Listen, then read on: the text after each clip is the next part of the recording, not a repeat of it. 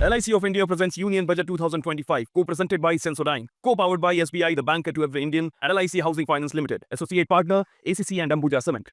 पिछले नतीजे दिखाते हैं कि ऋतुराज झा की पार्टी, एक सेकंड, क्योंकि आम आदमी पार्टी, एक सेकंड, आम आदमी पार्टी को भी बोलना है, क्योंकि ऋतुराज झा की पार्टी को मिडिल क्लास का काफी सपोर्ट मिला हुआ था। देखिए, अगर हम 2020 के नतीजे देखें, यहां पर सिर्फ अगर हम गरीबों में देखें, मिडिल क्लास में देखें और जो अमीर वर्ग है उसमें किसको कितना वोट मिला था, यह भी ध्यान दीजिए। गरीबों में 61% वोट आम आदमी पार्टी के पास गया था, ये 2020 विधानसभा के नतीजे हैं, और 33% था भाजपा के पास। अब मिडिल क्लास पे एक बार आप नजर डालिए, यहां पर कांटे की टक्कर थी। मिडिल क्लास में करीब करीब मिला है यहां पे 39% वोट भाजपा को और 53% वोट आम आदमी पार्टी को। ऋतुराज झा, अब ये वोट क्या खिसकेगा? रोहन गुप्ता को ये विश्वास है कि ये जो आपका मार्जिन था, 53% आम आदमी पार्टी के पास, 39% भारतीय जनता पार्टी के पास, एंटी इनकम्बेंसी है 10 साल की आपके खिलाफ, पानी के बिल हैं आपके खिलाफ,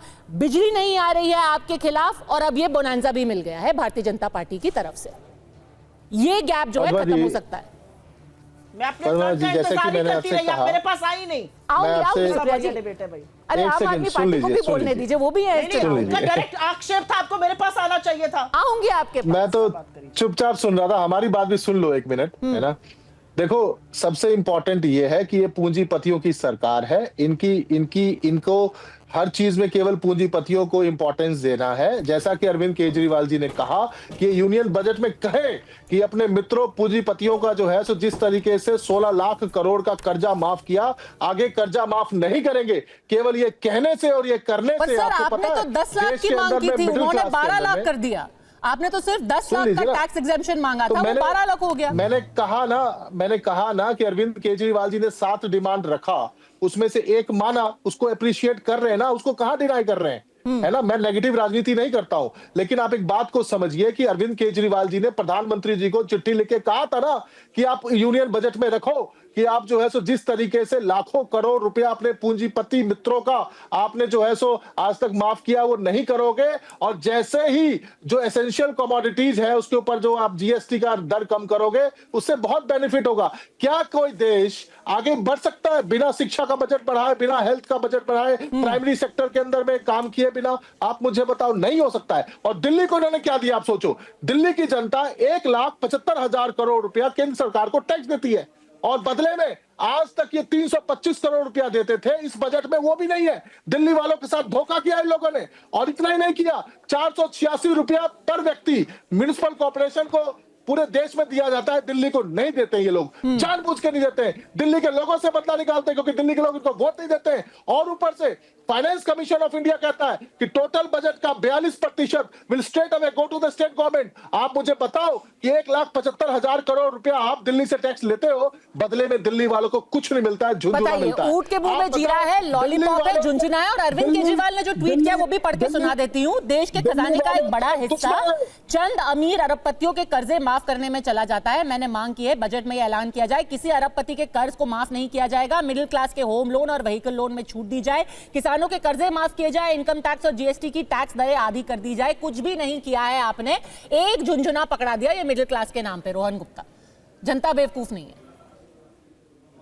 देखिए, सबसे बड़ी चीज क्यों आई हूं शो में, जरा मुझे ये भी बता दीजिए। अरे सुप्रिया जी, 3 वे फाइट है दिल्ली के अंदर, एक एक करके सबकी टर्न आएगी। क्यों आई हूं शो में?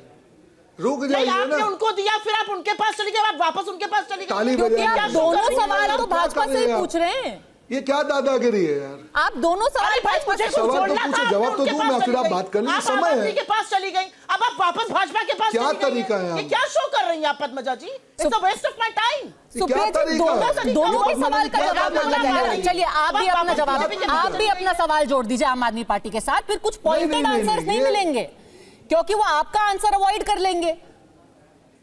एक एक करके सवालों का जवाब लेंगे ना, उनको आम आदमी पार्टी का जवाब देना दीजिए। अरबपतियों के लोन क्यों माफ हो रहे हैं? नहीं, उनको जवाब दिल्ली के लोगों के लिए क्या है इस बजट में? कुछ भी नहीं है, कुछ भी नहीं है दिल्ली के लोगों के लिए। मैं पूछ रहा हूं पद्मजा जी, मैं मेरी बात कर दूं, अगर आपकी परमिशन हो मैं बोल दूं।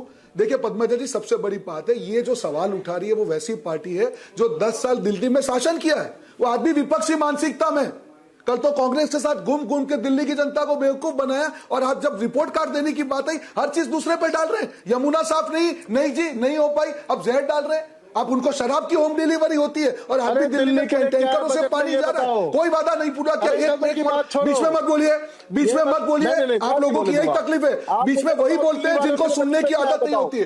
पद्मजा जी इनके बीच में मत बोलने दीजिए प्लीज, मैं किसी के बीच में नहीं बोला। आप बजट में अनाउंस कर दीजिए अरबपतियों के लोन नहीं माफ होंगे, आपने नहीं किया। बुरी तरह से हार रहे हैं, इसमें बताओ आप बुरी और ये तो शिकायत कांग्रेस की भी रहती है अरबपतियों को लेकर के। बिल्कुल नहीं होंगे, बिल्कुल नहीं। देखिए ऐसा है, एक-एक करके ऋतुराज जी। और लोन वेवर में फर्क है और ये पूरे देश को मालूम है। मैं इनके बीच में नहीं बोला, पद्मजा जी इनको एक-एक करके ऋतुराज जी। दिल्ली वालों के साथ खड़ा है आपने, शीश महल बना के मध्यम वर्ग से खड़ा है। आपको शर्म आनी चाहिए, माफी मांगनी चाहिए। शीश महल में रहने वाला मध्यम वर्ग की बात कर रहे हो, कौन से मध्यम वर्ग की बात कर रहे हो?